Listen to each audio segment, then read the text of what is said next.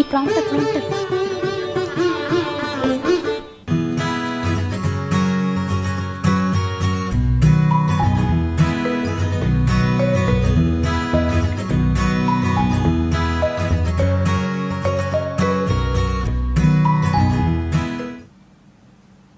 నమస్కారం, జై కిసాన్ న్యూస్ రైతు వార్తలకి స్వాగతం. నేను శైలజ. ముందుగా హెడ్లైన్స్ చూద్దాం.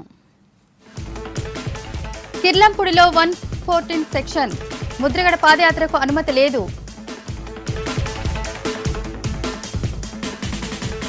నీళ్లు రుణాలు ఇచ్చాం, పంట దిగుబడులు పెంచమన్న చంద్రబాబు.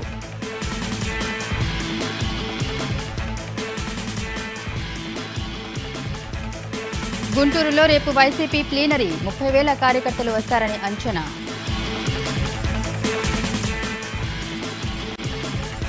కల్తీ రైస్తో జనగాంలో కలకలం, అనారోగ్యానికి గురైన మొత్తం కుటుంబం. డీటెయిల్స్ చూద్దాం. వ్యవసాయాన్ని లాభసాటి చేయడమే ప్రభుత్వ లక్ష్యమని ఏపీ సీఎం చంద్రబాబు అన్నారు. వ్యవసాయం అనుబంధ రంగాలపై సంబంధిత అధికారులతో ఇవాళ బాబు టెలికాన్ఫరెన్స్ నిర్వహించారు. సాయిల్ హెల్త్ కార్డులు 97% పంపిణీ చేశామని, విత్తనాలు, ఎరువులు, పంట రుణాలు అందిస్తున్నామన్నారు. అలాగే సూక్ష్మ పోషకాలు కూడా ఉచితంగా అందజేస్తున్నామన్నారు. ఇన్పుట్ సబ్సిడీ 1,030 కోట్లు, వాతావరణ బీమా పరిహారం 420 కోట్లు పంపిణీ చేశామని, వ్యవసాయానికి కావలసిన వనరులన్నీ రైతులకు ముందే ఇస్తున్నామని చంద్రబాబు తెలిపారు.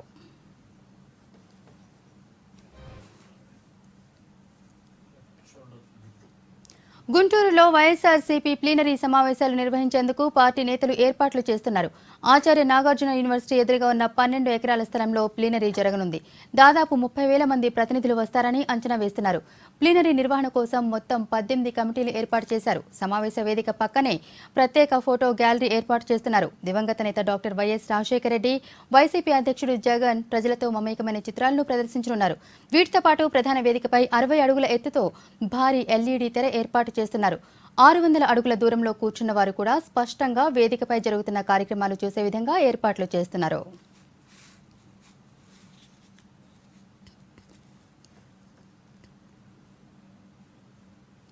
హైదరాబాద్ కేంద్రంగా మాదక ద్రవ్యాల వ్యాపారం చేస్తూ విద్యార్థుల జీవితాలను నాశనం చేస్తున్న డ్రగ్స్ మాఫియాపై కఠిన చర్యలు తీసుకోవాలని సిపిఎం రాష్ట్ర కార్యదర్శి తమ్మినేని వీరభద్రం డిమాండ్ చేశారు.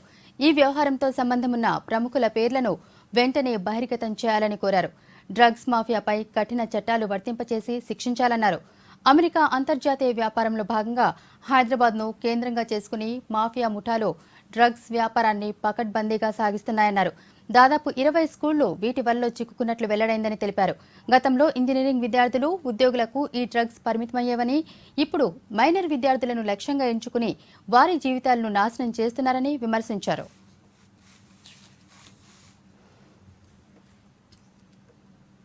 తెలంగాణ రాష్ట్రంలో నకిలీ విత్తనాల దందా జోరుగా సాగుతోంది. పత్తి, మిరప ఇలా దాదాపు ప్రతి పంటకు చెందిన విత్తనాలను కల్తీ చేసి రైతులకు అంటగడుతున్నారు.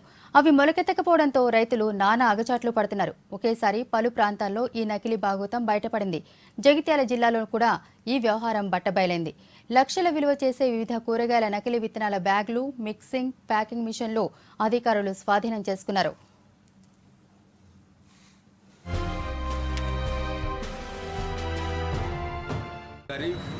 ఖరీఫ్ సీజన్ ఆరంభమైంది కాబట్టి విత్తనాలు రైతులు తీసుకోవడం జరుగుతుంది. అయితే ఈ విత్తనాలలో స్పూరియస్ కల్తీ విత్తనాలు కానీ ఇతర అనుమతి లేని విత్తనాలు ఏమైనా అమ్ముతున్నారేమో అని మన డిఎస్పీ గారు, మేము ఎంఆర్ఓ గారు కలిసి రైడ్ చేయడం జరిగింది. 2 షాపులు ఇప్పటికే చూడడం జరిగింది.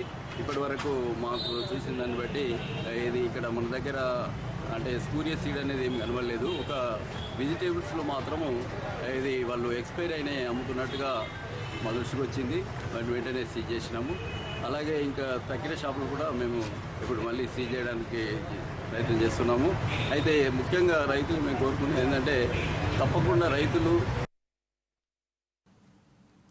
ప్రభుత్వ భూమిని అన్యాక్రాంతం చేసుకుని యథేచ్ఛగా వాడుకుంటున్న కరీంనగర్ ప్రజాప్రతినిధుల భూమిని దళితులకు అప్పగించాలని రైతు కూలీ సంఘం ర్యాలీ నిర్వహించింది. గోపాలరావుపేట గ్రామంలోని 11 గుంటల భూమిని రేణుకుంట రామచంద్రం అనే వ్యక్తి ఆక్రమించుకున్నారని, దీనిపై పోలీసులకు ఫిర్యాదు చేసినా పట్టించుకోలేదని వారు తెలిపారు. విషయం తెలుసుకున్న పోలీసులు ర్యాలీని అడ్డుకునేందుకు ప్రయత్నించడంతో పరిస్థితి ఉద్రిక్తంగా మారింది.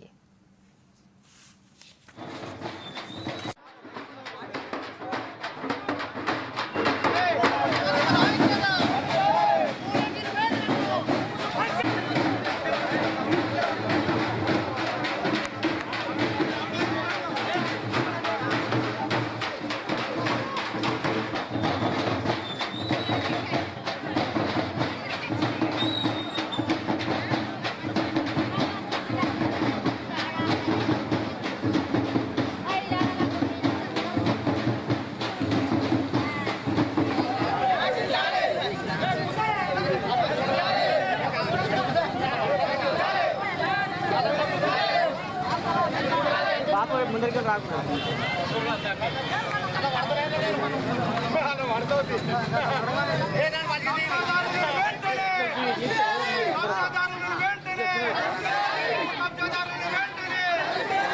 వీడు ఉంచి కూడా చేసినా కూడా అధికారులు చోద్యం చూస్తూ దాన్ని ఎటువంటి చర్యలు తీసుకోకుండా ఒక వీధి పోకుండా ఎంక్వైరీ చేయకుండా మేము ఎన్ని పిటిషన్ ఇచ్చినా పట్టించుకోకుండా తీసుకుంటాం వాళ్ళైతే వెంటనే ఈడీ యాక్ట్ నమోదు చేసి జైలు పంపించాలని కోరుతూ ఇందుకు నిర్లక్ష్యం వహించిన రెవెన్యూ అధికారులు సస్పెండ్ చేయాలని డిమాండ్ చేస్తాం.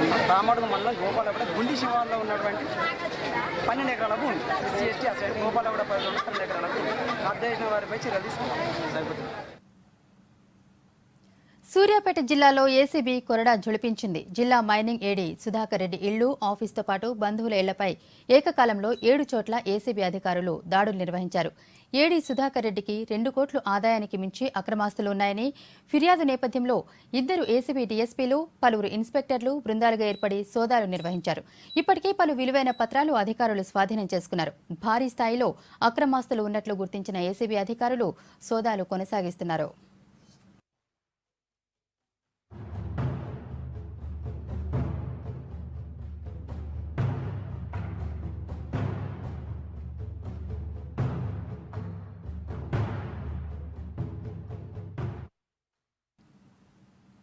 కర్ణాటకలో భారీగా కురుస్తున్న వర్షాలతో ఆల్మట్టి తుంగభద్ర ప్రాజెక్టులోకి కొత్త నీరు వచ్చి చేరుతోంది.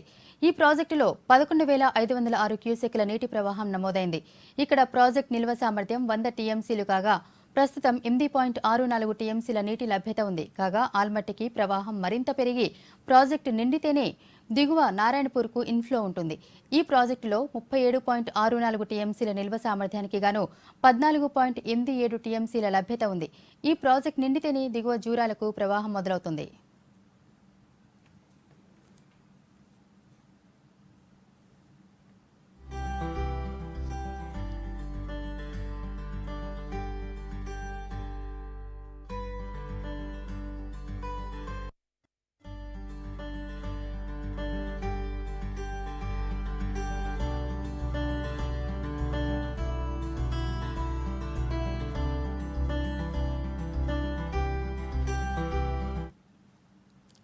పాలమూరు ప్రాజెక్టును అడ్డుకునేందుకు కుట్రలు చేసేవారిని ప్రజలే నిలదీయాలన్నారు మంత్రి హరీష్ రావు. మహబూబ్నగర్ జిల్లాలోని మహాత్మాగాంధీ కల్వకుర్తి లిఫ్ట్ ఇరిగేషన్ ప్రాజెక్టును మంత్రులు హరీష్ రావు, జూపల్లి కృష్ణారావు, లక్ష్మారెడ్డి సందర్శించారు. ఈ సందర్భంగా కాలువ పనులను మంత్రులు అధికారులను అడిగి తెలుసుకున్నారు. ఈ ఏడాది మహబూబ్నగర్ జిల్లాలో 8 లక్షల ఎకరాలకు సాగునీరు అందిస్తామని చెప్పారు. ప్రతిపక్షాల కుట్రలు ఇక సాగవని స్పష్టం చేసిన హరీష్ ఈసారి పంట బాగా పండటంతో రైతులంతా ఆనందంగా ఉన్నారని వివరించారు.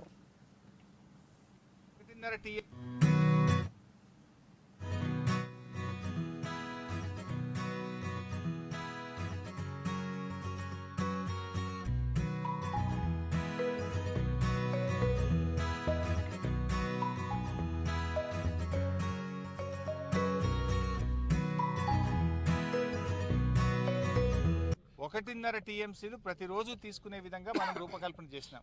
ఇప్పుడు ఆ 1.5 టీఎంసీ యథావిధిగా పాలమూరు జిల్లాకు అట్లే ఉంది. ఒక్క చుక్క కూడా మనకు తగ్గే అవకాశమే లేదు. దిండికి మనం తవ్వుతున్న టనల్ కానీ పంపుల కెపాసిటీ కానీ పెట్టిందే 1/2 టీఎంసీ. ఆ టనల్ కెపాసిటీ లేదు. ఇలా ఈ ఏదైతే మేధావుల ముసుగులో వచ్చి కొంతమంది మాట్లాడుతున్నారో నేను అదే ఆ కుహన మేధావులను అడుగుతా ఉన్నా. అసలు పాలమూరు ఎత్తిపోతల పథకాన్నే ఆపాలని ఇవాళ గ్రీన్ ట్రిబ్యునల్లో కేసు వేసిండ్రు, హైకోర్టులో కేసులు వేసినారు, ఢిల్లీలో కేసులు వేస్తున్నారు. అలాంటి ఈ ప్రాజెక్టులను అడ్డుకునేటువంటి ద్రోహులను మీరు ఎందుకు ప్రశ్నించడం లేదు? అంటే మీరు ఆ ద్రోహులతో చేతులు కలిపి మీరు కూడా ప్రాజెక్టులను రాజకీయం చేసి ప్రాజెక్టులు ఆపాలనుకుంటున్నారా?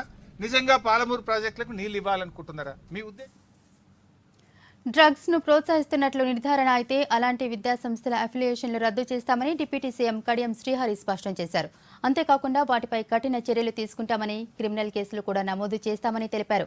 స్కూళ్లలో మత్తు పదార్థాలు సరఫరా చేస్తున్న వారు ఎంతటి వారైనా వదిలిపెట్టేది లేదన్నారు. ఈ విషయంలో రాష్ట్ర ప్రభుత్వం సమగ్రంగా విచారణ జరుపుతోందని అన్నారు. స్కూళ్లకు మత్తు పదార్థాలు సరఫరా అవుతున్నట్లు తేలిన నేపథ్యంలో ప్రభుత్వ, ప్రైవేట్ స్కూళ్ల యాజమాన్యాలు తమ విద్యాసంస్థల చుట్టూ ఉన్న పాన్ షాపులు, ఇతర దుకాణాలపై అనుమానం ఉంటే వెంటనే పోలీసులకు ఫిర్యాదు చేయాలని సూచించారు.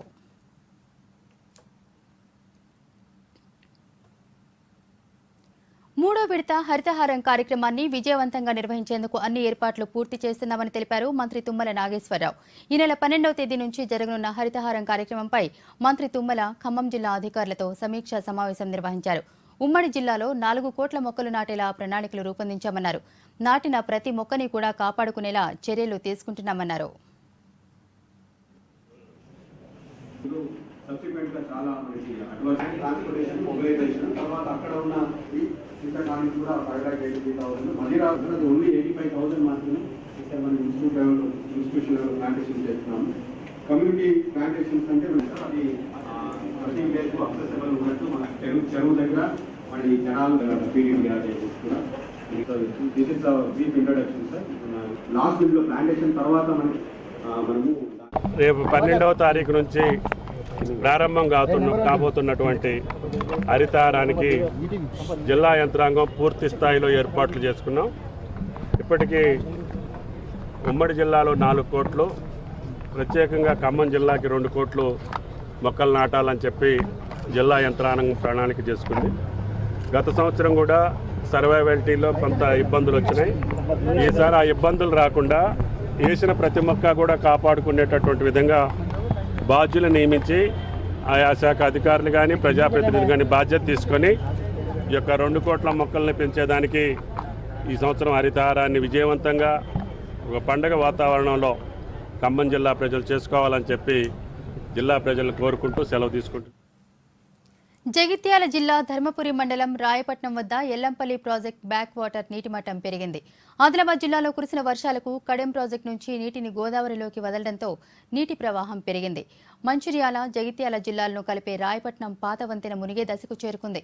బ్యాక్ వాటర్ కారణంగా పాత వంతెన గత ఏడాదంతా మునిగి ఉండగా ఈ వేసవిలో బయటకు తేలింది. గోదావరి ద్వారా ప్రాజెక్టులోకి నీరు చేరుతూ ఉండటంతో జలకళ సంతరించుకుంది.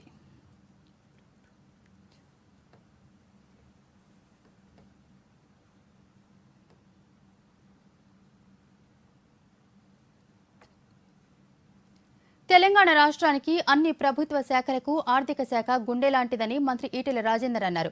రాష్ట్ర ఆర్థిక శాఖపై హైదరాబాద్లోని మర్రి చెన్నారెడ్డి మానవ వనరుల అభివృద్ధి కేంద్రంలో ఆయన సమీక్ష జరిపారు. రాష్ట్ర అభివృద్ధిలో బంగారు తెలంగాణ సాధనలో ప్రముఖ పాత్ర పోషిస్తోందని చెప్పారు. కొత్త రాష్ట్రం అనేక కష్టాల మధ్య మొదలైన అపార అనుభవం ఉన్న రాష్ట్రాల కంటే గొప్పగా ముందుకు వెళ్లడం పట్ల ఈటెల సంతోషం వ్యక్తం చేశారు. ఇవాళ నంబర్ 1 స్థానంలో నిలిచింది. దేశ జీడిపి 7% పరిమితం అయితే మనం 10% పోయింది. ఇవాళ ఓన్ ట్యాక్స్ రెవెన్యూస్లో కూడా బయట రాష్ట్రాల కంటే ఇవాళ మహారాష్ట్ర లాంటి రాష్ట్రం కానీ పేరున్న గుజరాత్ లాంటి రాష్ట్రాల కంటే కూడా హర్యానా లాంటి రాష్ట్రాల కంటే కూడా మన ఎస్ఓటీఆర్ ఓన్ ట్యాక్స్ రెవెన్యూస్ విషయంలో 17.9% మనం గొప్ప స్థానంలో ఉన్నాం. మనం ఒక మాటలో చెప్పాలంటే మనం సాధించిన గొప్ప విజయం ఏంటంటే దేశంలో తెలంగాణ హ్యాపెనింగ్ స్టేట్గా, దేశంలో తెలంగాణ నంబర్ 1 స్థానంలో దూసుకుపోవడానికి అంత వేగం ఉందని చెప్పి ఇలా మాట్లాడుతున్నది మనం కాదు, దేశ ఆర్థిక మంత్రి జగ్గి లాంటి వాళ్ళు కూడా మాట్లాడుతున్నారు. రైతు వార్తల్లో ఇప్పుడు చిన్న విరామం తీసుకుందాం.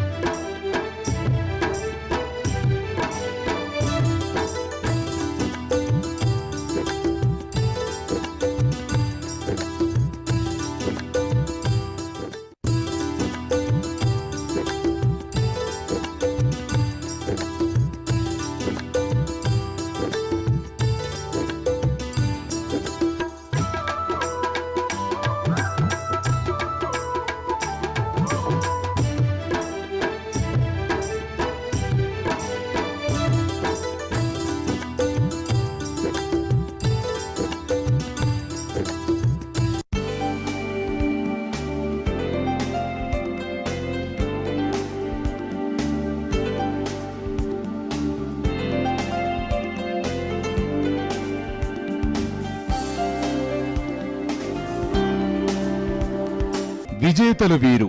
ప్రతి ఆదివారం మధ్యాహ్నం 12 గంటలకు మీ జై కిసాన్ న్యూస్ ఛానల్లో. మీ సమస్యలు సందేహాలకు సంఖ్యా విశారద number 1 numerologist Abdul Kalam award గ్రహీత డాక్టర్ కిరణ్ నెహ్రూ ఎంబీబీఎస్ గారి సమాధానాలు.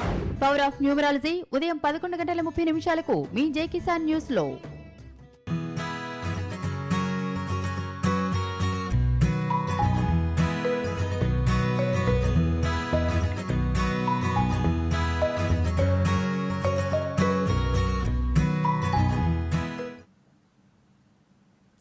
రైతు వార్తలకు తిరిగి స్వాగతం. సదావర్తి భూములపై మంగళగిరి ఎమ్మెల్యే ఆళ్ల రామకృష్ణారెడ్డి అఫిడవిట్లో పేర్కొన్న దానికి ఇప్పుడు మాట్లాడేదానికి చాలా వ్యత్యాసముందని టీడీపీ నేత అనురాధ విమర్శించారు. విజయవాడ టీడీపీ కార్యాలయంలో ఏర్పాటు చేసిన ప్రెస్ మీట్లో ఆమె మాట్లాడారు. మంగళగిరి ఎమ్మెల్యే ఆళ్ల రామకృష్ణారెడ్డి ప్రజలను తప్పుదోవ పట్టిస్తూ రాద్ధాంతం చేస్తున్నారని ఆమె ఆరోపించారు. ఇది మంగళగిరి ప్రజల దౌర్భాగ్యమని, Mangalagiri anti development cell chairman లా ఆళ్ల వ్యవహరిస్తున్నారని ఆమె ఎద్దేవా చేశారు. మంగళగిరి ఎమ్మెల్యే ఇష్టం వచ్చినట్టు మాట్లాడుతూ ఉన్నారు. 132 ఏళ్ల చరిత్ర కలిగిన ఆ భూముల గురించి అందరికీ తెలిసిన విషయమే. గత 56 ఏళ్లుగా ఆ భూముల్ని ఏ రకంగా కబ్జా చెయ్యాలి అనే మరి కాంగ్రెస్ పార్టీ ఎదురు చూసింది. ముఖ్యంగా రాజశేఖర్ రెడ్డి గారు కూడా ఎదురు చూశారు అనే విషయాన్ని రామకృష్ణారెడ్డి గారు తెలుసుకోవాలి. 471 ఎకరాల భూమిని 400 ఎకరాల వరకు రాజశేఖర్ రెడ్డి గారి హయాంలో అన్యక్రాంతం అయ్యాయి. దాని గురించి సమాధానం చెప్పేవాళ్ళు లేరు. కల్తీ రైస్ కలకలం సృష్టించిన ఘటన జనగామ జిల్లా కేంద్రంలో చోటు చేసుకుంది. స్థానికంగా నివాసం ఉంటున్న ఓ లారీ డ్రైవర్ ఎప్పటిలాగే తన ఇంట్లోకి 25 కేజీల సన్న బియ్యాన్ని కొనుగోలు చేసి తెచ్చాడు. ఆ రైస్తో అన్నం వండుకుని తిన్న తర్వాత విపరీతమైన కడుపు నొప్పితో బాధపడ్డాడు. తాను ఒకడే కాకుండా ఇంట్లో భార్య పిల్లలు కూడా అనారోగ్యానికి గురికావడంతో పలువురు ఆందోళన వ్యక్తం చేస్తున్నారు. వచ్చి అన్నం వండి తింటే కొంచెం అన్డైజెషన్ ఉండి కొంచెం ప్రాబ్లం అనిపించింది. అయితే నేను రాత్రి ఎందుకో డౌట్ వచ్చి అన్నము ఇట్లా ముద్ద చేసి కింద కొడితే రబ్బర్ లాగా ఎగిరింది. అవి బహుశా కల్తీ రైసా లేదా ప్లాస్టిక్ రైసా అన్నట్టు డౌట్తో నేను మా సోదరులందరినీ పిలిచి చెప్పడం జరిగింది. మా బ్రదర్కి చెప్తే సరే బ్రదర్ అని పరీక్షించి ఇది కల్తీ రైస్ అని దానికి వచ్చినట్టు అనిపించింది. నేను ఇన్ఫార్మ్ చేశానండి, ఫోన్ చేసి చెప్పాను. కులాలు, మతాలు, ప్రాంతాల మధ్య చిచ్చు పెట్టడానికి ప్రతిపక్ష నేత జగన్ కుట్ర పన్నుతున్నారని ఆరోపించారు మంత్రి దేవినేని ఉమా. ప్రజలు అప్రమత్తంగా ఉండాలని, విధ్వంసకారులను ప్రభుత్వం ఉక్కుపాదంతో అణిచివేస్తుందని అన్నారు. వైఎస్ అధికారంలో ఉన్నంతకాలం జగన్ వ్యవహారం తెలుసు కాబట్టే జగన్ను బెంగళూరుకి పరిమితం చేశాడని అన్నారు. పోలవరం ప్రాజెక్టు అనుకున్న సమయానికే పూర్తవుతుందని అన్న మంత్రి వాటితో పాటు పెండింగ్లో ఉన్న ప్రాజెక్టులు సైతం పూర్తి చేస్తామని తెలిపారు. 420 చీటింగ్ కేసుల్లో ప్రధాన ముద్దాయిలుగా ప్రతి శుక్రవారం కూడా ఎన్ఫోర్స్మెంట్ సిబిఐ కేసుల్లో కోర్టుల్లో హాజరవుతున్న జగన్మోహన్ రెడ్డి గారు, విజయసాయి రెడ్డి గారు నోటికొచ్చినట్టు ఇష్టారాజ్యంగా మాట్లాడుతూ ఉన్నారు. మహానుభావుడు స్వర్గీయ నందమూరి తారక రామారావు గారు 1983 నుంచి మహానాడు వేదికగా దిశ నిర్దేశం చేసే మహానాడు సభల్ని టీడీపీ ప్రభుత్వం రాష్ట్ర ప్రజల కోసం అనేక సంక్షేమ కార్యక్రమాలు చేపడుతోందని అన్నారు మంత్రి కళా వెంకట్రావు. పశ్చిమ గోదావరి జిల్లా చిన్నకాపవరంలో పర్యటించిన ఆయన 33 kV సబ్స్టేషన్ను ప్రారంభించారు. వృద్ధాప్య పెన్షన్తో వారికి తమ కుటుంబాల్లో గౌరవం పెరిగిందని అన్న మంత్రి వితంతు, గర్భిణీ స్త్రీలకు అనేక సదుపాయాలు కల్పించిన ఘనత కేవలం చంద్రబాబు ప్రభుత్వానికే దక్కుతుందని అన్నారు.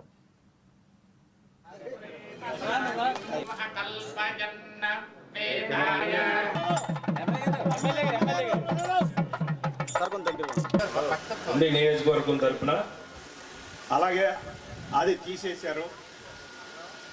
ఉండే ఆత్మకి గౌరవం రావడానికి కోడలు గౌరవించడానికి కారణం అని చెప్పి మీకు అందరికీ నేను మనవి చేస్తున్నాను. 200 ఇస్తే 10 సంవత్సరాల కాలం చెప్పారు పెంచకుండా, దాంతోనే కాలం వెలబుచ్చారు. ఈవేళ 1000 రూపాయలు రావడం ఇంట్లో ఉండే ముసలి వాళ్ళకి ప్రాధాన్యత వచ్చింది. 2-3 కోడళ్ళు ఉంటే మరి ఎప్పుడు చిన్న కొడుకు దగ్గరే ఉంటావా, ఈ 1000 రూపాయలు బాగుంది అని చెప్పి ఈ మిగతా కోడళ్ళు కూడా అత్తను పిలవడం వల్ల గౌరవం పెరిగిపోయిందని చెప్పి అక్కడక్కడ కొంతమంది చెప్తున్నారని చెప్పి మీకు అందరికీ నేను మనవి చేస్తున్నాను. సంక్షేమాన్ని కూడా పట్టించుకోవాలా. అదేవిధంగా ఈవేళ చంద్రన్న బీమా ఉంది, ఎన్టీఆర్ హెల్త్ భరోసా ఉంది. ఎన్టీఆర్ హెల్త్ కేర్ ఎప్పుడైతే వచ్చిందో 2.5 లక్షల రూపాయలు ఇస్తున్నారు. కేర్కి వెళ్ళినా, అపోలోకి వెళ్ళినా, కిమ్స్కి వెళ్ళినా మనం 2 వైట్ కార్డు ఉండే వాళ్ళందరూ కూడా 2. నెల్లూరు జిల్లాలోని కావలిలో అక్రమంగా తరలిస్తున్న రేషన్ బియ్యం లారీని పోలీసులు రెడ్ హ్యాండెడ్గా పట్టుకున్నారు. ప్రజలకు చేరాల్సిన రేషన్ బియ్యాన్ని మధ్యలోనే రూటు మారుస్తున్నట్లు తెలుస్తోంది. ఈ సమాచారం తెలుసుకున్న పోలీసులు డ్రైవర్ను అదుపులోకి తీసుకుని విచారిస్తున్నారు.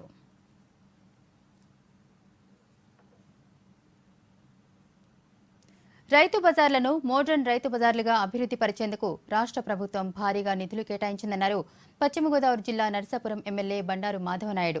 50 లక్షల రూపాయల వ్యయంతో నర్సాపురంలో నిర్మించిన మోడ్రన్ రైతు బజార్ను ఆయన సందర్శించారు.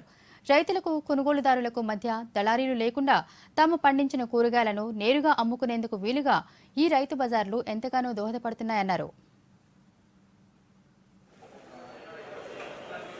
రైతులకి గిట్టుబాటు ధర కల్పించాలి, అదేవిధంగా వినియోగదారులందరికీ కూడా ధరలు అందుబాటులో ఉండాలి అనే ప్రధానమైనటువంటి ఉద్దేశంతో మన గౌరవ ముఖ్యమంత్రి గారు నారా చంద్రబాబు నాయుడు గారు మొట్టమొదటగా దాదాపు 1999 సంవత్సరంలో ఆయన రైతు బజార్లు అనేది రాష్ట్ర వ్యాప్తంగా ఉమ్మడి రాష్ట్రంలో ఉన్నప్పుడే రైతు బజార్ని ఆయన ప్రారంభించడం జరిగింది.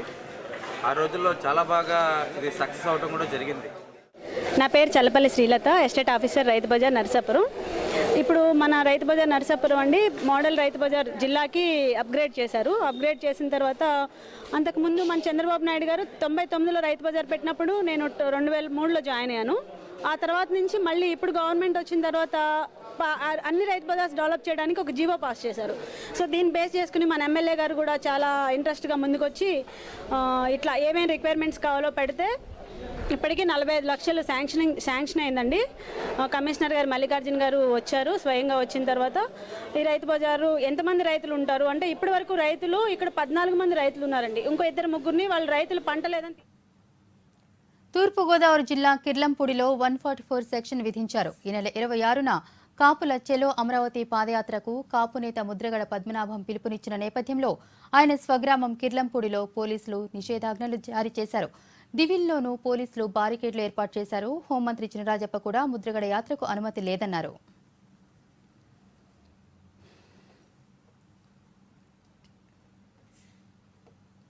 మార్కెట్లో టమాటా ధర ఠారెత్తిస్తోంది. సీజన్లో కిలోకు రూపాయి కూడా పలికిన రేటు ప్రస్తుతం 80 రూపాయలకు చేరుకుంది.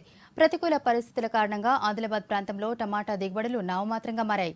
ఆంధ్రప్రదేశ్లోని వివిధ ప్రాంతాల నుంచి వస్తున్న హైబ్రిడ్ రకపు టమాటాలే మార్కెట్లో ఎక్కువగా లభ్యమవుతున్నాయి. అరకొరగా వస్తున్న స్థానిక టమాటా కిలో 80 రూపాయల నుంచి 90 రూపాయల వరకు పలుకుతోంది. ఇక హైబ్రిడ్ రకపు టమాటా కిలో కాస్త తక్కువగా 60 రూపాయల నుంచి 70 రూపాయల వరకు పలుకుతోంది. ఉత్పత్తి తగ్గి డిమాండ్ పెరగడం వల్లే టమాటా ధరలు ఒక్కసారిగా పెరిగాయని వ్యాపారులు చెబుతున్నారు. గత నెలలో సరాసరి 15 రూపాయలకు కిలో చొప్పున లభ్యమైన టమాటా ధర ప్రస్తుతం 80 రూపాయలకి చేరడంతో వినియోగదారులు లబోదిబోమంటున్నారు. ఈ ఏడాది రైతులు పత్తి సాగు చేయడంపై ఎక్కువ మక్కువ చూపిస్తున్నారు. సూర్యాపేట జిల్లా రైతులు పోయిన ఏడాది పత్తి ధరలు పెరిగాయని, కంది, పెసర లాంటివి వేయడంతో తీవ్రంగా నష్టపోయామంటున్నారు రైతులు. ఈసారి మాత్రం అత్యధికంగా పత్తి పంటకే ప్రాధాన్యత ఇస్తున్నట్లు రైతులు తెలుపుతున్నారు.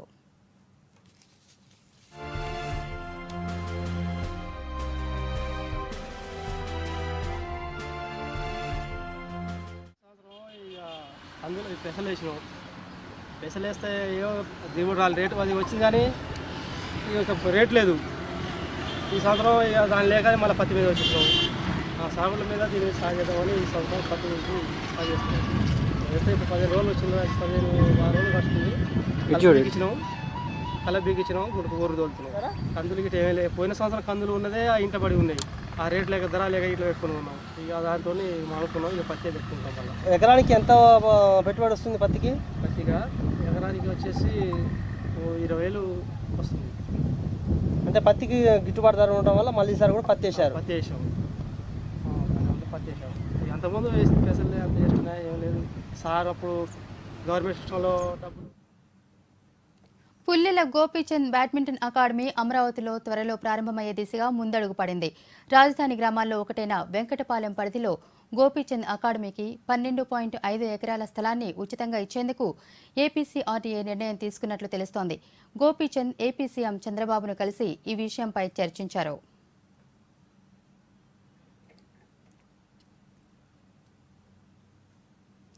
ఇవి ఇప్పటివరకు రైతు వార్తలు. మరిన్ని రైతు వార్తలతో మరో బులెటిన్లో మళ్ళీ కలుద్దాం. చూస్తూనే ఉండండి తొలి తెలుగు వ్యవసాయ ఛానల్ జై కిసాన్ న్యూస్. నమస్కారం.